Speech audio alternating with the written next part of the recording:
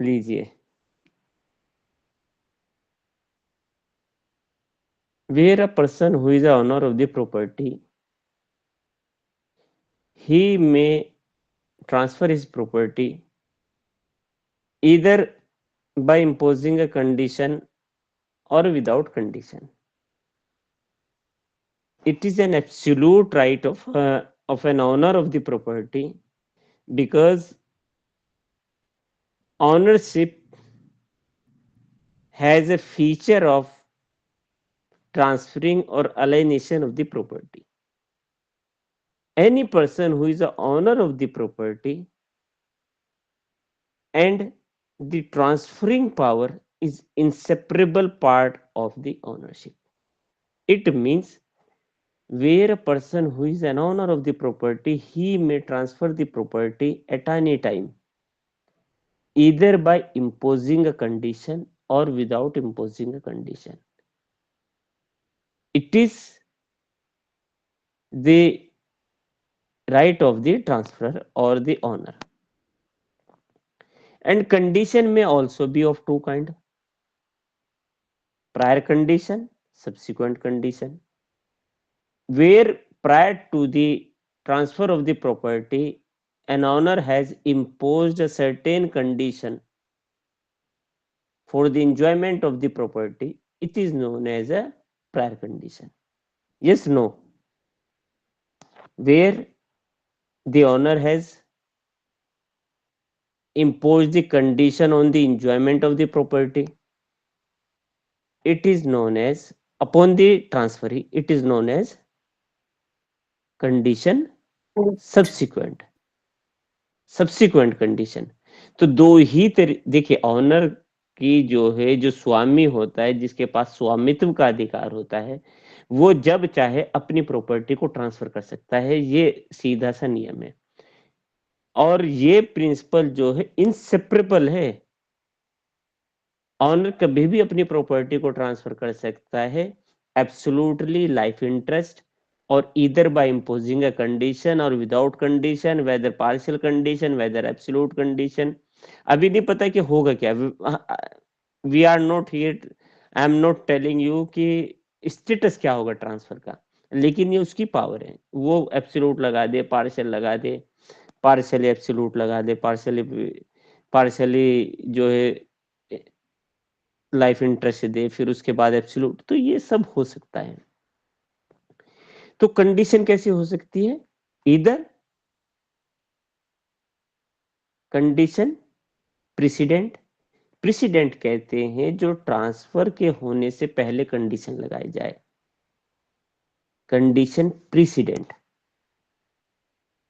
Suppose condition precedent में कहा, a promises to transfer ₹500 to B if B marries with C. तो बताइए condition president है कि सब्सिक्वेंट है? प्रेसिडेंट. हिंदी वाली बोल पड़ी, इंग्लिश वाली कोई नहीं बोली.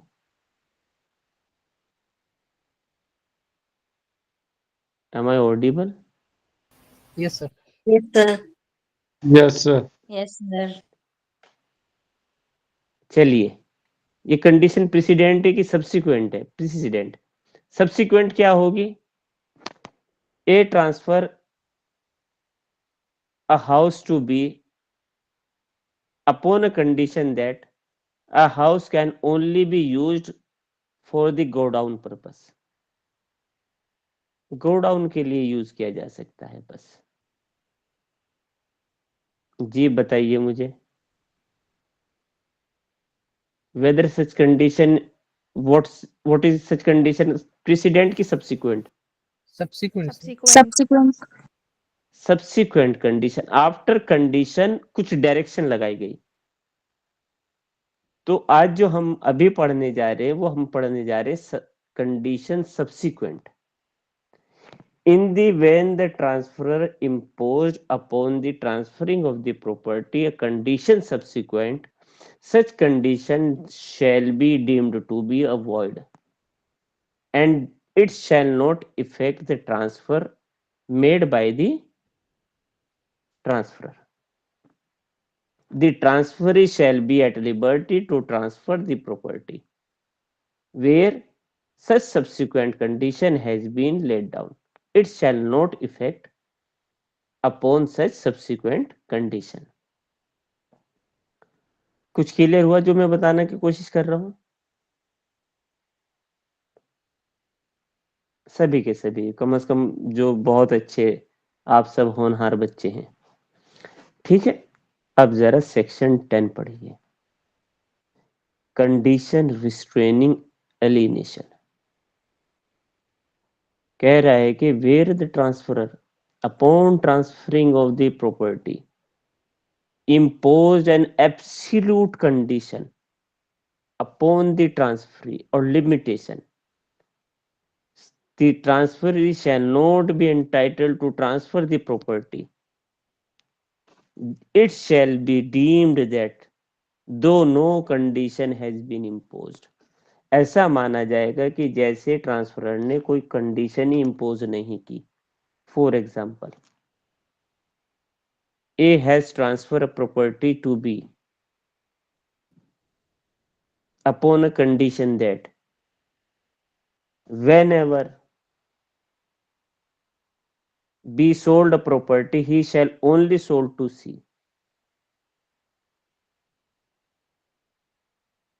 कंडीशन एब्सोल्यूट है कि क्या है? सर एब्सोल्यूट है। कि पार्शियल है? तो ऐसी कंडीशन वॉइड हो, ट्रांसफर वॉइड होगा कि कंडीशन वॉइड होगी? कंडीशन।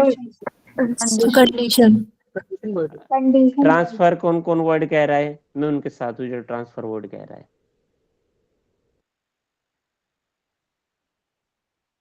मेरे साथ कौन कौन है? हाथ उठाए। कोई अच्छा, नहीं है आज सर। अरे उर्वशी समझ आ रहा है या बस कुछ तो हाँ हूँ बोलो यार।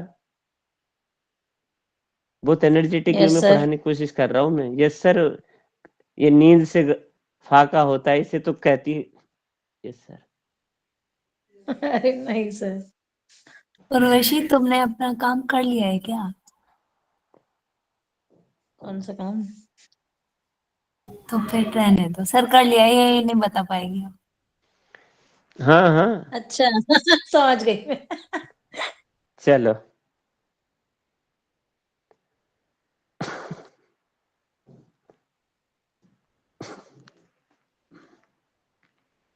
पढ़ो भाई सेक्शन 10।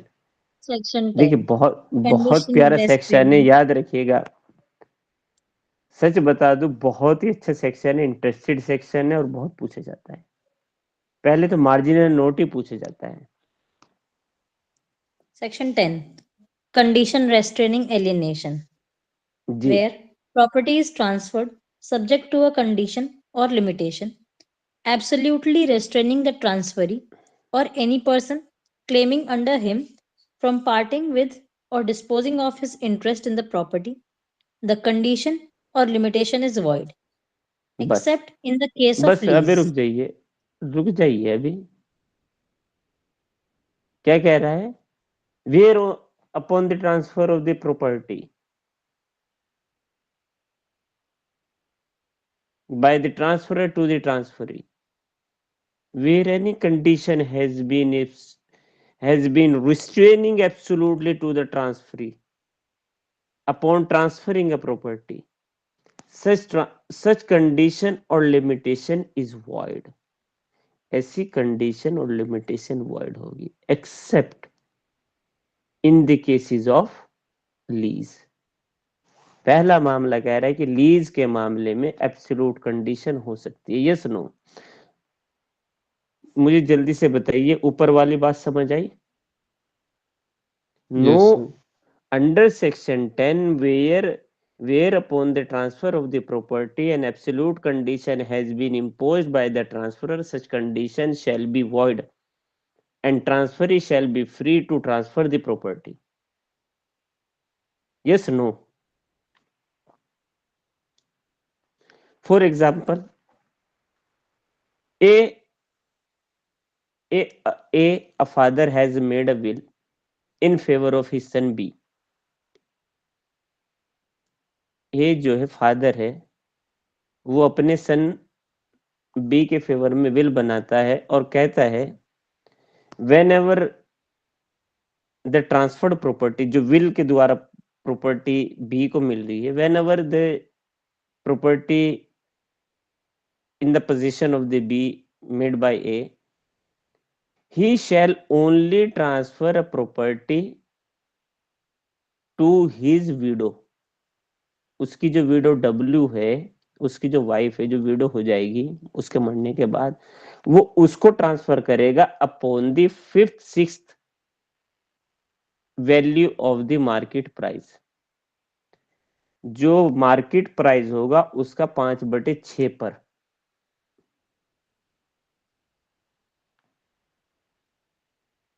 बताइए, क्वेश्चन मार्क। अब आप बताइए आप इसको कैसे सॉल्व करेंगे प्रॉब्लम को। ट्रांसफर वैलिड है, वॉइड है, कंडीशन वैलिड है, वॉइड है, what it is? Condition wide हो जाए। कौन सी कंडीशन है इसमें? पहले कंडीशन का नाम बताओ, या प्लीज पार्टिसिपेट। तजीन, तबीयत खराब Yes, चल रही है sir. क्या जो बोल नहीं रही हो? नहीं सर। समझ आई कि सर ये नहीं यार? सर आ गया। तो बोल क्यों नहीं रही हो? शगुन, यस सर। समझ आ गया? रेनुमा, सर कंडीशन एब्सोल्यूट है ना, तो ट्रांसफर कंडीशन तो है वैलिड क्या? है। रेनुमा यही क्या कि मतलब कंडीशन है? सिर्फ अपनी वाइफ को ही ट्रांसफर कर सकता है और सर, इतने अपनी कम condition माँ पैसे ये पे को, करेगा। अपनी माँ को, हाँ वही वही। अपनी माँ को जो विडो है उन्हीं को जो है 5th 6th of the value of the property shall be transferred to the widow। 5/6 की वैल्यू जो मार्केट प्राइस होगा उसका 5th 6th। तो कंडीशन ये एब्सोल्यूट है कि पार्शियल है? सर एब्सोल्यूट है। अच्छा देखो, सब कंफ्यूज है, ये भी मैं बता दूं। एब्सोल्यूट है भाई, तजीन के साथ लग जाओ। एब्सोल्यूट कंडीशन है। Are you getting my point? Absolute condition है भाई। वो कह रहा है वो ही is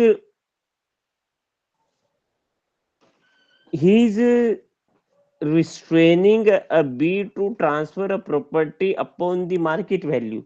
He is only directing whenever you will sell the property, you will sell to the wife, to the widow, upon the market value of 5th 6th।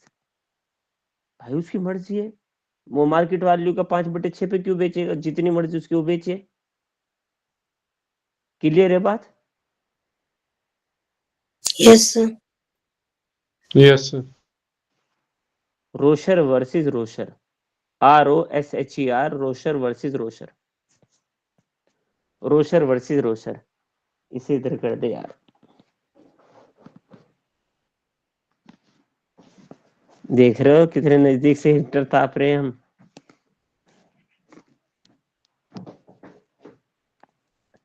Clear है बात? Yes sir. चलिए एक बात और बताइए हमें। A, B, C are the co-partner in the Hindu joint family, Hindu undivided family और Hindu joint family, HUF या HJF। They had promises that whenever the partition or whenever any of the co-partner will sell the property, he will sell the property within a family to the other co-partner upon the market value। इसके बारे में आपका क्या ख्याल है? Sir ये partial condition है क्योंकि फैमिली में बहुत लोग रहते हैं। सर एक लोग नहीं कंडीशन वैलिड होगी। और लोग बताइए जरा मुझे, आप दोनों के अलावा कोई और क्या कहते सर हैं? हिंदी में बताइए तो समझेंगे सर। हिंदी में ये है कि जो कोपासनरी होती है सहदाई का, हिंदू उत्तराधिकार अधिनियम में सहदायिका का सिद्धांत होता है। सहदायिक जिसे कहते हैं, एक सहदायिक, दो सहदायिक, तीन सहदायिक एक परिवार में, वो आपस में एक एग्रीमेंट बनाते हैं और कहते हैं कि हम जब भी अपनी प्रॉपर्टी को सोल्ड करेगा हम में से कोई, तो हम अपने तीनों भाई आपस में ही करेंगे, अदरवाइज बाहर नहीं करेंगे, और वैल्यू उतनी होगी जो मार्केट में होगी। तो ये कंडीशन एब्सोल्यूट है कि पार्शियल है?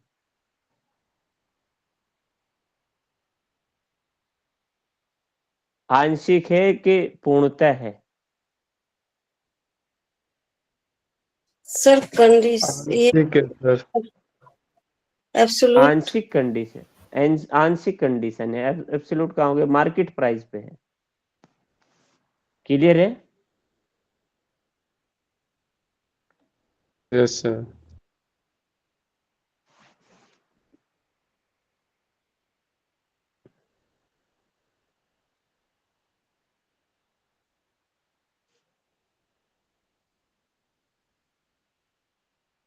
अब आइए नेक्स्ट।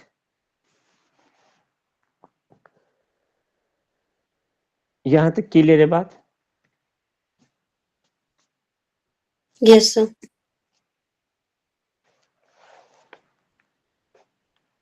ये याद रखिएगा, ये बहुत बार पूछे गए हैं दोनों। ये पार्शियल कंडीशन है, वो हमने एब्सोल्यूट कंडीशन बताया। रोशर वर्सेस रोशर, और इसका नाम लिखिए मोहम्मद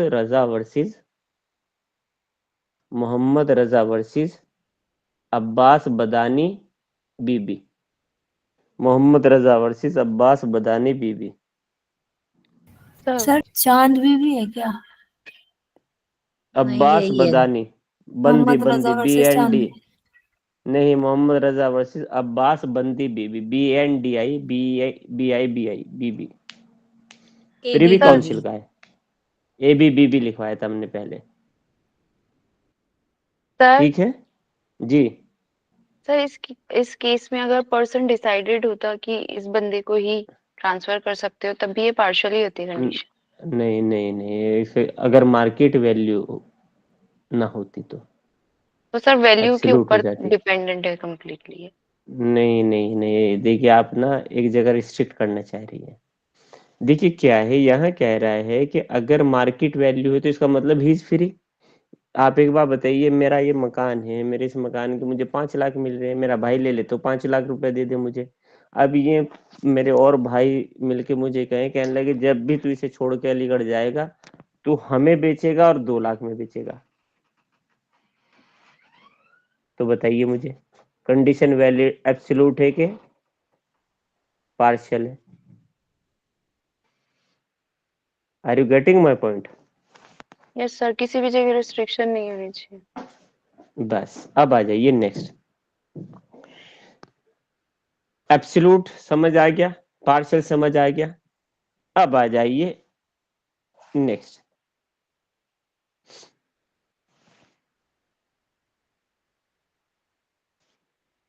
वेदर, पढ़ू आगे से।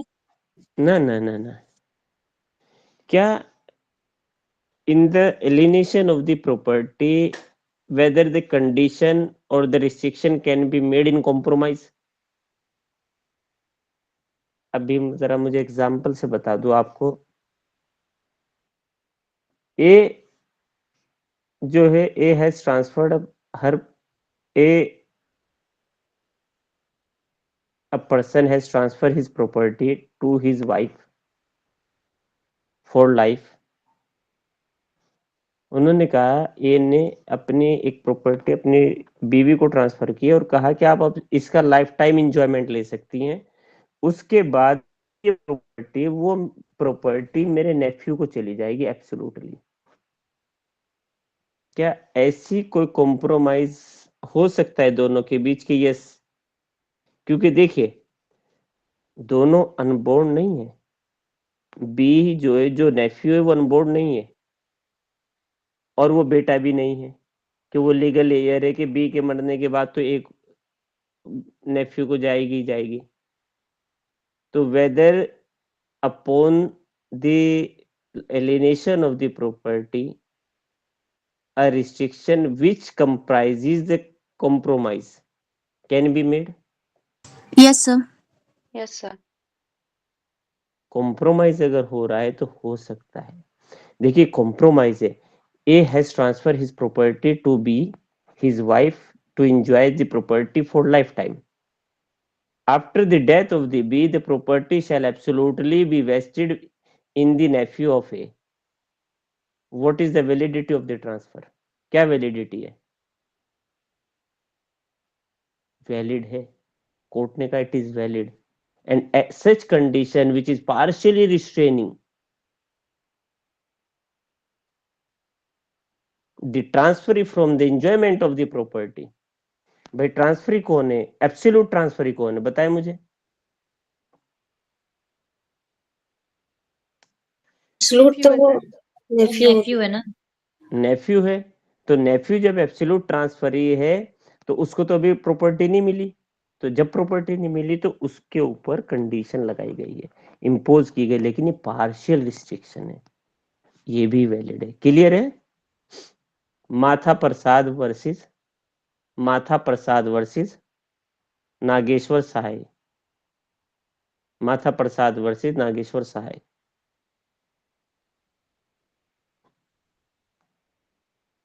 नागेश्वर सहाय।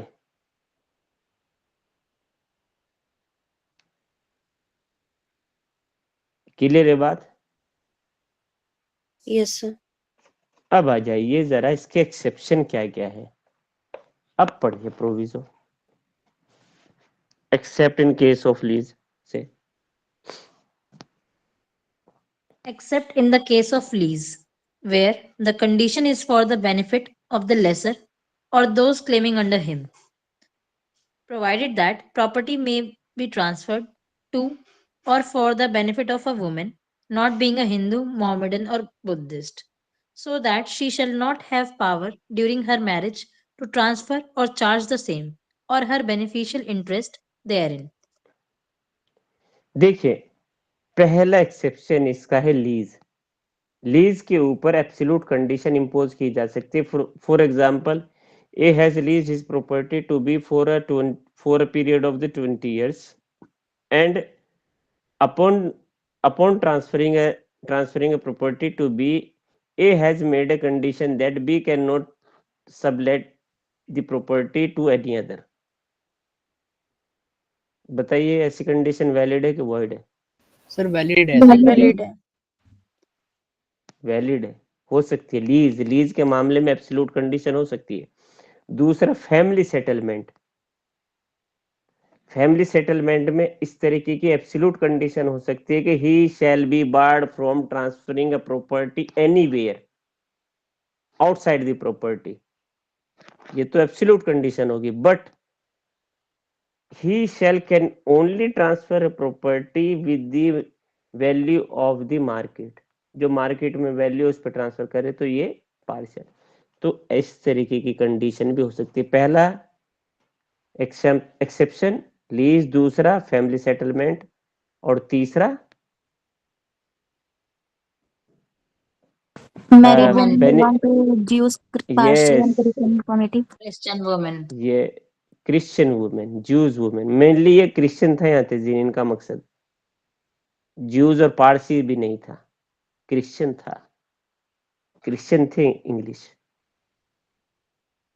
Yes, लाइफ इंटरेस्ट उसको दे सकते हैं, एब्सोल्यूट कंडीशन लगा सकते हैं, she married upon the transfer of the property, an absolute condition has been imposed on the married woman to enjoy the property for her life only.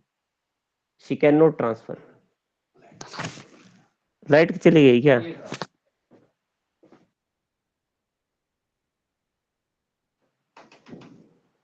चलिए next आइए। Clear है? बस और क्या पढ़ना है इसमें? सेक्शन 11। भाई बताइए जल्दी से, समझ आए कि नहीं? तभी आगे सेक्शन 11 12 एक्सेप्शन क्या बोले थे? है जी। तीसरा एक्सेप्शन, तीसरा एक्सेप्शन बोले हैं जो इसमें लिखा है, right of the married women to enjoy the property for her life time except the women belongs to the Hindu, Buddhism और मुस्लिम, यही है ना। अब आ जाइए सब्सिक्वेंट कंडीशन का दूसरा example, section 11।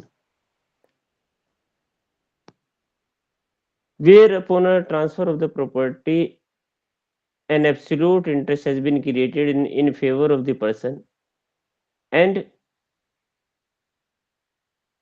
as to the transfer of the interest in the person, a direction has been made to enjoy the property upon a certain direction.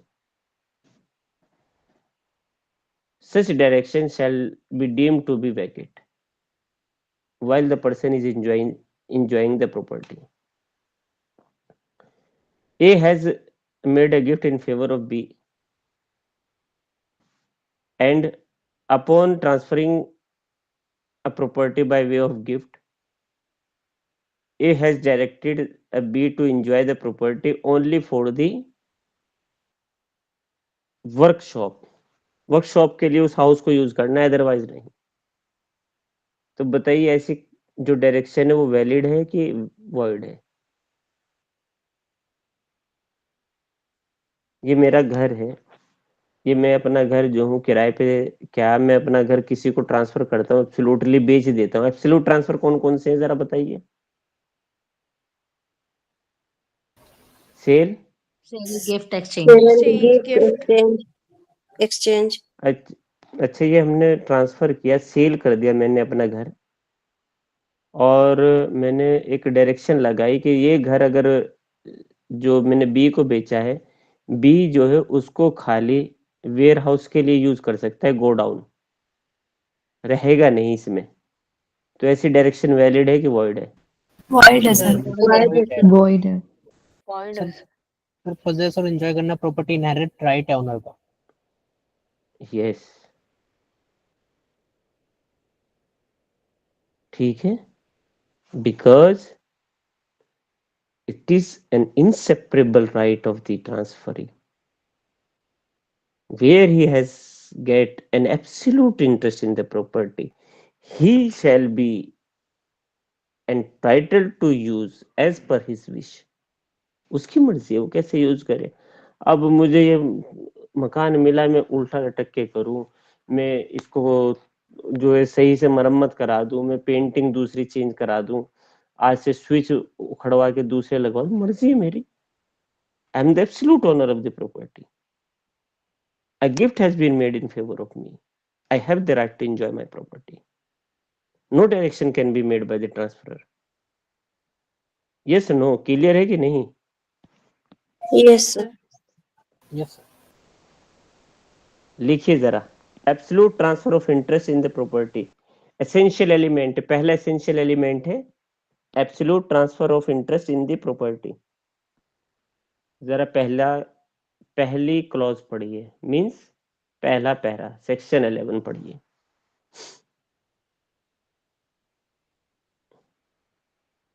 Section 11.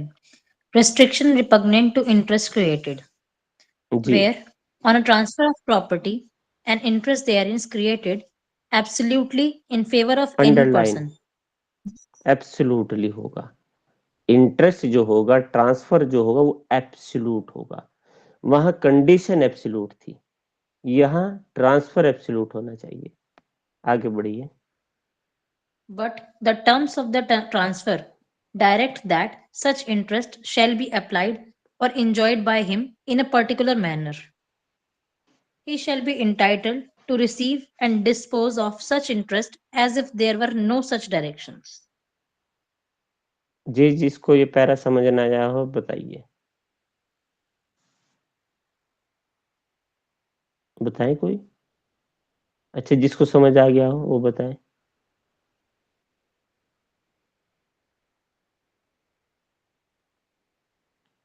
यार समझ या तो समझ आया होगा या नहीं आया होगा, अब दो कोई तीन कोई समझ आया बस।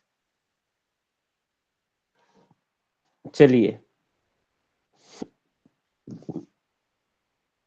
अरे वो तुम्हारी वो कहाँ है जिसे तुम कहती थी वो बिल्कुल एकदम मेरे जैसी है, उनका तो ना अंगूठा ना आवाज। Yes sir. सर वो सो ना गई हो, वो सो जाती है। हैं? Yes please. सर ये थोड़ा कंफ्यूजन हो रहा है सर, इसमें जो बोल रहा है कि direct that such interest shall be applied on a particular manner, sir इसमें जो ट्रांसफरर जो है जो पर्टिकुलर डायरेक्शन देगा उसी मैनर से ना। मना कर रहा है, ऐसे नहीं माना जाएगा कि देखिए, अब वो कह रहा है कि if there were no such direction has been made, जैसे कि कोई डायरेक्शन बनी ही नहीं है। आपको कहा था कि आप घर को जो है गोडाउन यूज करेंगे, लेकिन आप तो रह रहे हैं आराम से, ऐशो आराम से, आपने सोफे नए नए लगा लिए, बेड नया लगा लिया। तो if no direction has been made, clear? Yes sir. Next आइए। अच्छा, एक बात और मुझे बताइए आप, where such direction has been made and the person has enjoyed the property as per his choice, what shall be the status of such transfer sir or तब an तो वैलिड interest? रहेगा। वैलिड। सर इसकी exception है ना। Valid, valid है, it is valid. चलिए, अब एक मुझे बताइए, दो भाई हैं हम, मेरे छोटे भाई हैं, मैं हूं, हमारा एक 120 गज का प्लॉट है। अब हमने उसमें एक मकान बनाने जा रहे हैं और हम अपना जो मकान है उसको बेच बनाने के बाद दोनों ने प्रॉमिस किया, एग्रीमेंट किया कि हम दोनों इसको बेच देंगे। उसमें हमने एक स्टोरी बनाया, डबल स्टोरी बनाया। जो डबल स्टोरी था, जो ऊपर वाला मकान था पोर्शन, वो हमारा था। ठीक है। अब हमने जब at the time of the transfer property को बेचा किसी तीसरे व्यक्ति को, तो हमने उसमें डायरेक्शन लगाई कि आप जो हैं, जो छत है, वो छत आपकी नहीं है, वो उनकी होगी जिसका तीसरा फ्लोर होगा। You can not enjoy that part.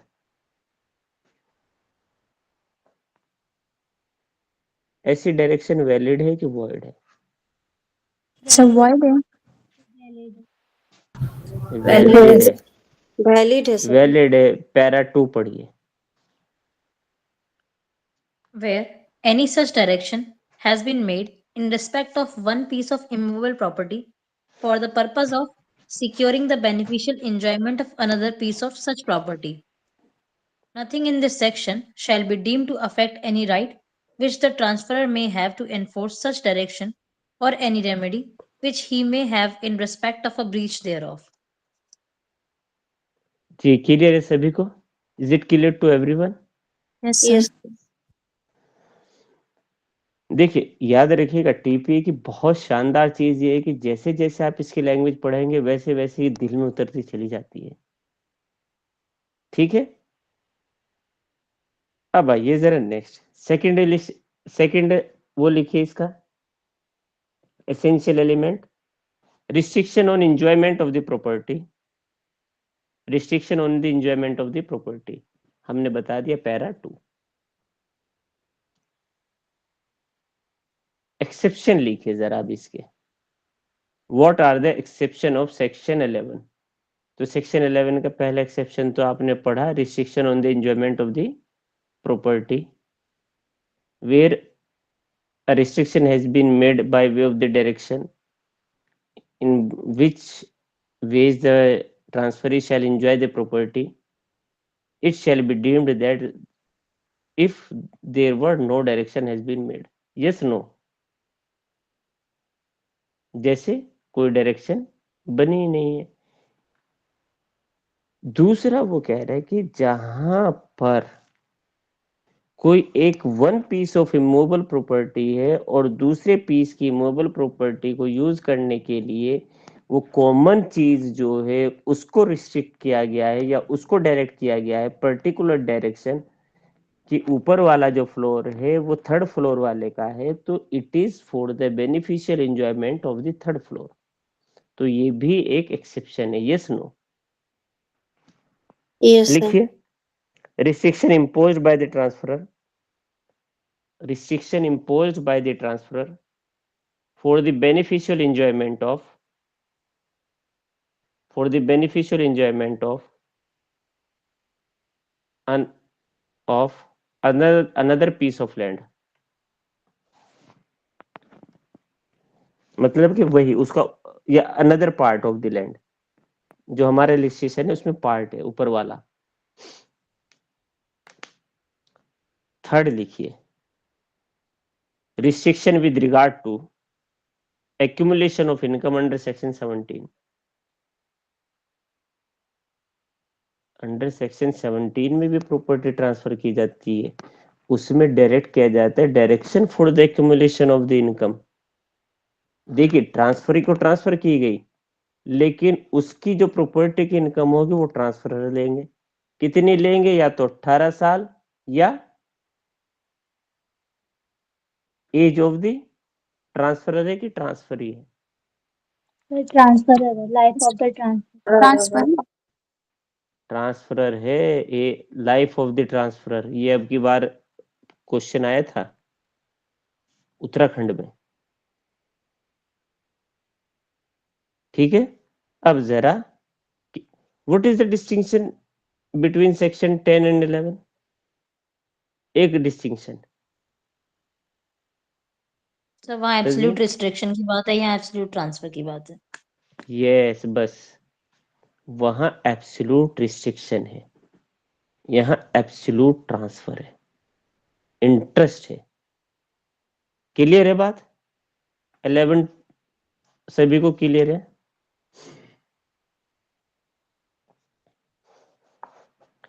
चलिए, अब जो है A has transferred a property to B on a condition that if you become insolvent, the property shall revert back to A। Urvashi जो है एक इनके ये जो है एक उससे प्यार करती हैं लड़की से जिसका नाम सना है। अब कहने लगी, देख माय डियर फ्रेंड, मैं तुझे ट्रांसफर करती हूँ अपना स्कूल के बराबर वाला प्लॉट, लेकिन you know if you become insolvent the property shall revert back to me.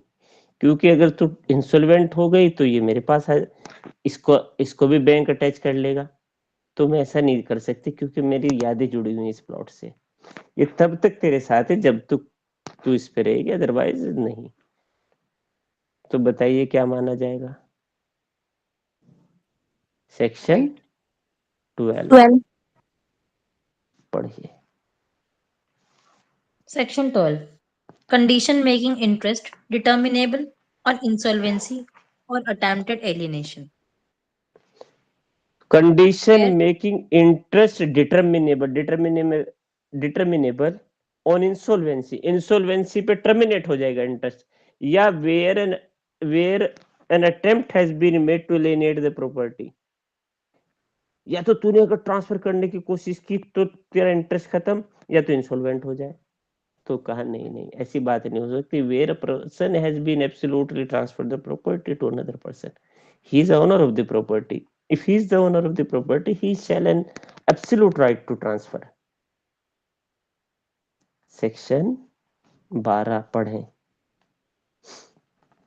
Where property is transferred subject to a condition or limitation making any interest therein reserved or given to or for the benefit of any person to seize on his becoming insolvent or endeavoring to transfer or dispose of the same. Such condition or limitation is void. किस किस को समझ नहीं आया? जी, जिसको आया वो हाथ उठा दे। इतनी प्यारी तो लैंग्वेज है इसकी। है ना, कसम से। मतलब कि आप एक बार और इलिस्ट्रेशन सर ने बताओ। इतनी प्यारी आवाज में समझाया था तो समझ में आ गया। इतनी प्यारी सी एक इलस्ट्रेशन दो आप सही सा, और उसके बाद आप जो है सिर्फ बताइए, देखिए आपको एकदम सही कर देगा ये, देख ले यार जाके। क्लियर है? ये क्या बिल्कुल हीटर लगा के बैठेंगे यही? ये रहा, दिखा दो तुझे, सोचेगी कहाँ है। देख लिया। ये में नहीं, छोटे वाले को ज्यादा सर्दी लगती है। अब आ जाइए सेक्शन 13। अच्छा, इसका प्रोविजन भी तो बता दो। Nothing in this section applies to a condition in a lease for the benefit of the lessor or those claiming under him. सीधी सी बात है, लेसर तो ऐसी कंडीशन बना सकता है कि भैया अगर तू इंसॉल्वेंट हो गया तो बाहर प्रॉपर्टी से। लेसी है नहीं कि अगर लेसी इंसॉल्वेंट हो गया तो लेसर की प्रॉपर्टी जब्त हो जाएगी, ऐसी कंडीशन बना सकते हैं। Yes no? Yes sir. अब आ जाइए section 13। Section 13. Transfer for benefit of unborn person. Transfer for the benefit of the unborn person.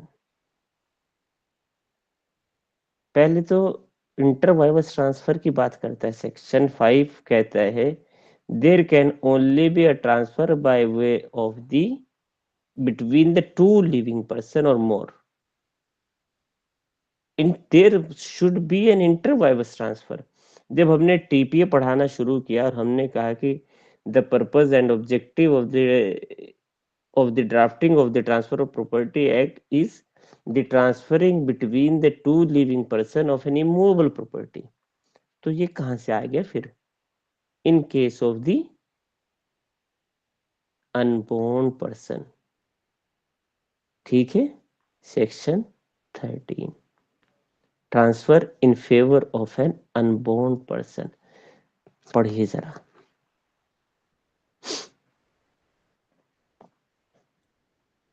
Where property is transferred subject to a condition or limitation making any interest.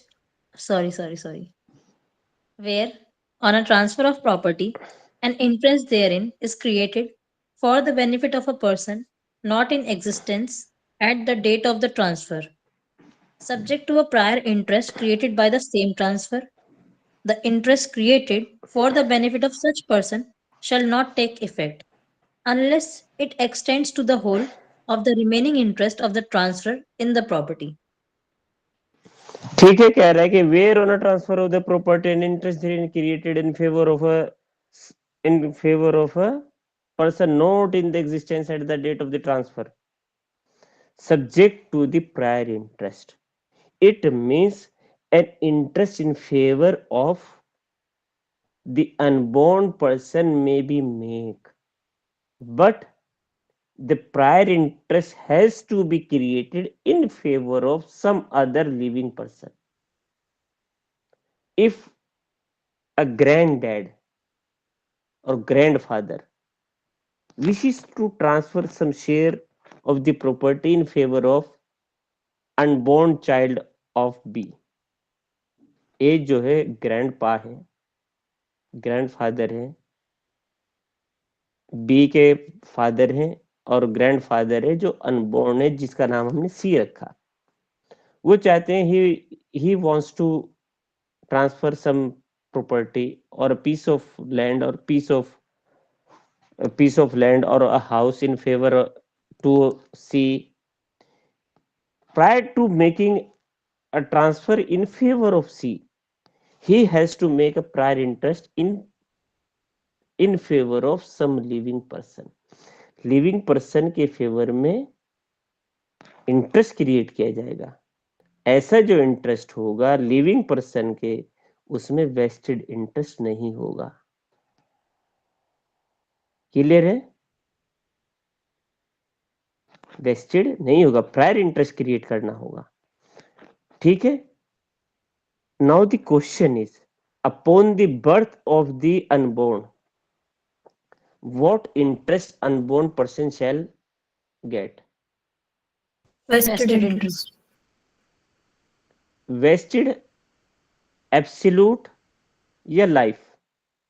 Sir, only absolute interest. Only an absolute interest can be created in favor of the unborn person. सब मेरी line याद कर लीजिएगा. Only an absolute interest can be created in favor of the unborn person. No life interest can be transferred in favor of the unborn person. ठीक है, अब जरा इसके जल्दी से लिखिए. Essential element लिखिए. What are the essential element of section 13? Number 1. Number 1. अरे यार उसमें जो है ना, देखो भूल गया ना, सेक्शन 11 के पैरा 2 में एक केस लिख लेना, तल्क वर्सेस मोक्षे.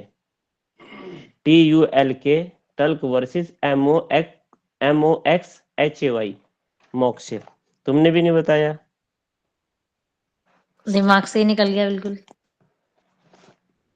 सर चलिए. एक बार और बोल दो केस नेम। ये कौन से सेक्शन में सर? तल्क तल्क TULK तुर्क भी कौन कह से सकते हो. Section 11 para 2 TULK Tulk versus Moxhay MOXHAY Moxhay. जल्दी से लिखिए. Number 1, transfer for the benefit of unborn person. ये दूसरे तरीके से लिखिए. No direct transfer in favour of unborn person. Number 1, no direct transfer in favour of unborn person. Second, prior interest is to be created in favor of some living person.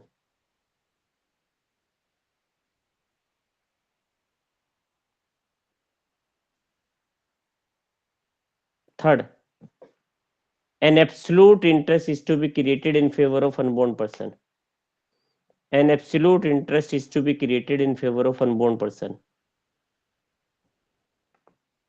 बहुत important point है जो बताने जा रहे हैं. Unborn person must take birth prior to the cessation of CESSATION cessation of prior interest.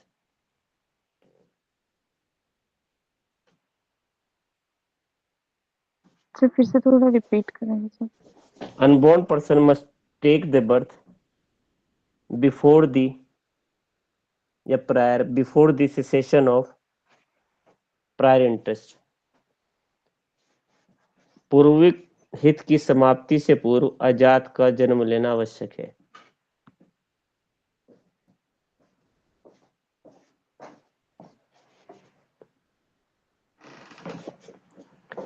Unborn person shall get vested interest in the property on the date of the birth.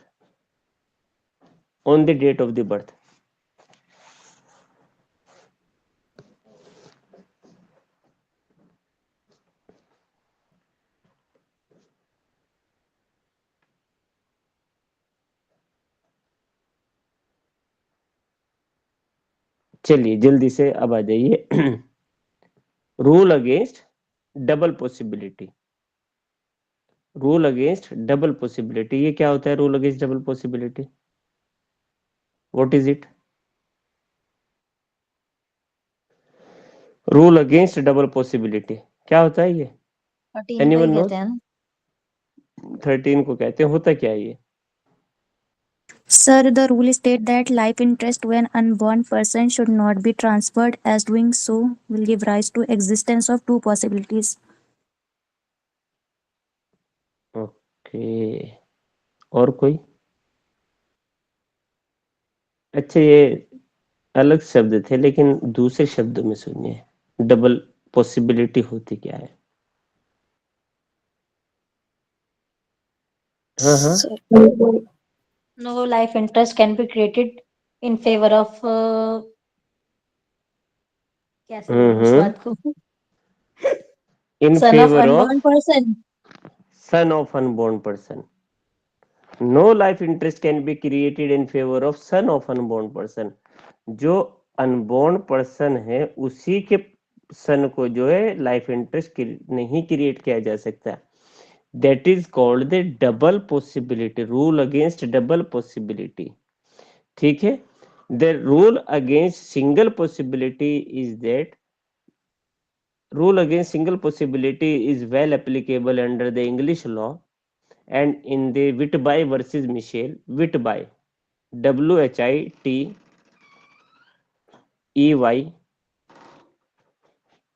Whitby versus Michel, MICHELL Michel. Whitby versus Michel. बिटेनी versus Michel याद है मुझे तो, लेकिन कहीं विटबाय कहीं बिटेनी, दो word use होते हैं इसके लिए. बिटेनी वर्सेस मिशेल या Whitby versus Michel. In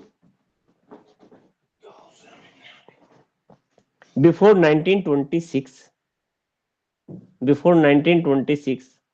a person can, लिखते रहिए, a person can create a life interest in favor of an unborn person. That is rule of single possibility. But he cannot create the life interest in favor of the son of unborn person. That is known as rule against double possibility. This rule, Sir, but he can create. but he cannot transfer, he cannot create the interest in favor of son of unborn person.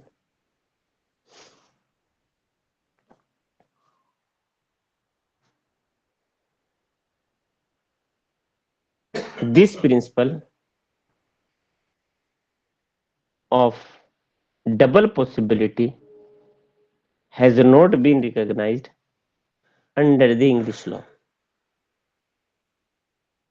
but the principle of rule of single possibility is well applicable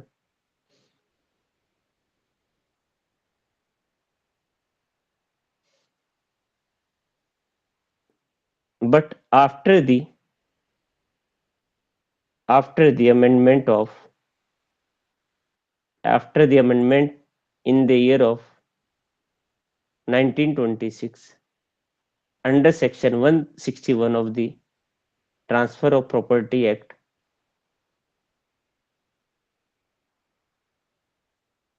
which provides that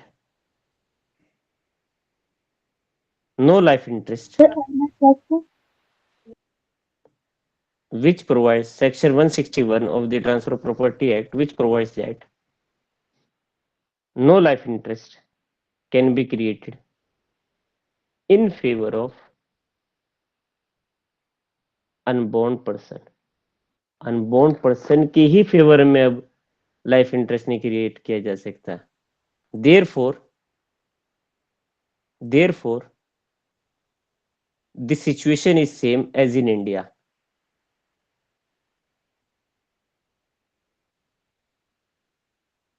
No life interest can be created in favor of unborn person. बताइए, यही बात बताई ना हमने, जल्दी से.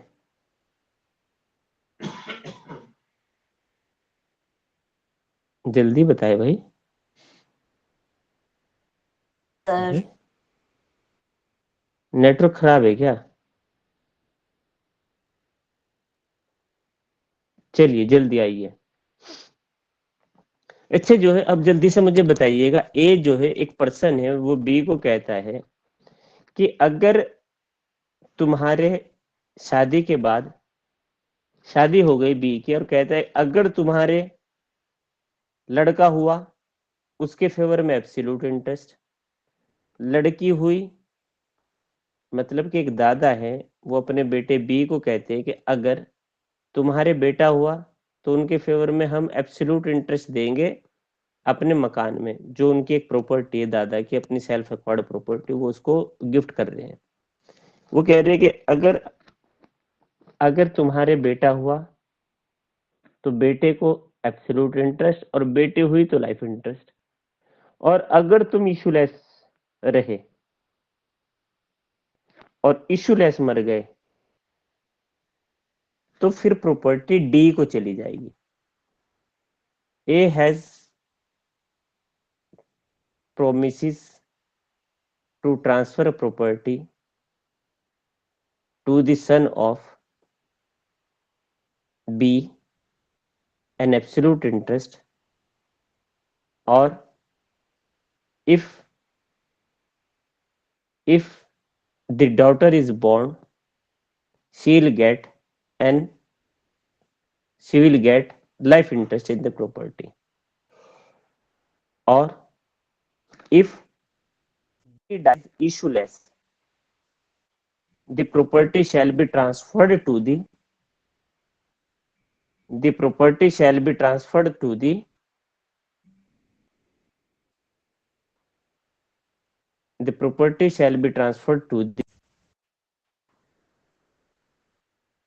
legal heir of B, that is D legal heir है। तो बताइए मुझे प्रॉपर्टी किसको जाएगी? B dies issueless, B issueless मर गया, रिवर्ट बैक हो जाएगी ना? Yes sir. क्या दोबारा तजीन? सर रिवर्ट बैक हो क्यों? जाएगी रीजन? सर, क्योंकि जो प्रायर ट्रांसफर था वही इनवैलिड था, तो सब्सिक्वेंट भी फेल हो गया। अब आप हंस क्यों रहे हैं? तो बेटा फिर इसका एग्जाम्पल भी दे दो। नहीं, I am very happy to hear this. Girish Dutt, है गिरीश दत्त। नहीं, आप ही दे। गिरजेश दत्त वर्सेस गिरीश दाता, सर बचता है। गिरजेश दत्त वर्सेस दाता दीन, गिरजेश दत्त वर्सेस दाता दीन। अच्छा ये क्यों? देखिए बहुत शानदार, इसलिए क्योंकि सेक्शन 16 कहता है where the prior interest is failed the subsequent interest shall also be failed. Reason? क्योंकि प्रायर इंटरेस्ट कैसे फेल हो गया? प्रायर इंटरेस्ट कह रहा है कि लाइफ इंटरेस्ट तो बन ही नहीं सकता ना, अनबोर्न को लाइफ इंटरेस्ट तो दिया ही नहीं जा सकता। ये सुनो, यस और सर। सब्सिक्वेंट इंटरेस्ट अब डी आगे कहने लगे जरा हमारे इंटरेस्ट दीजिए। कोर्ट ने कहा भाग यहाँ से। When the prior interest is failed, the subsequent interest also fails. Tazeen, you are doing well. Thank you sir. नहीं, अच्छा एक बात बताइए, अम्मा के पेट में ही बच्चे की मौत हो जाए, प्रॉपर्टी का क्या होगा? सर रिवर्ट बैक हो जाएगी ट्रांसफरर को। अच्छा पैदा होते ही मर गया तो? पैदा हुआ और मर गया, लीगल हायर को। अच्छा लिख लेना ये हाँ, बातें। Legal air. अगर अम्मा की कोख में ही दम तोड़ दिया, it shall revert back to the transferor or the legator, but where he took the birth and he has died after taking the birth, the property shall goes to the legal heir of the unborn, जो अब born हो गया है। Clear है बात? चलिए कल मिलेंगे अपने निर्धारित समय 9 बजे, और प्लीज जो काशिफ भाई का मैसेज है रजिस्ट्रेशन वाला उसको कंप्लीट बाय टुडे इटसेल्फ और by tomorrow. Everyone thank you so much, कल मिलते हैं हम। अल्लाह हाफ़िज़ sir. Allah thank you sir. Thank you sir. Welcome. Thank you, sir. Assalamualaikum, sir. Thank you, sir. Welcome. Thank you, sir. वालेकुम सलाम। Assalamu alaikum, sir. वालेकुम सलाम।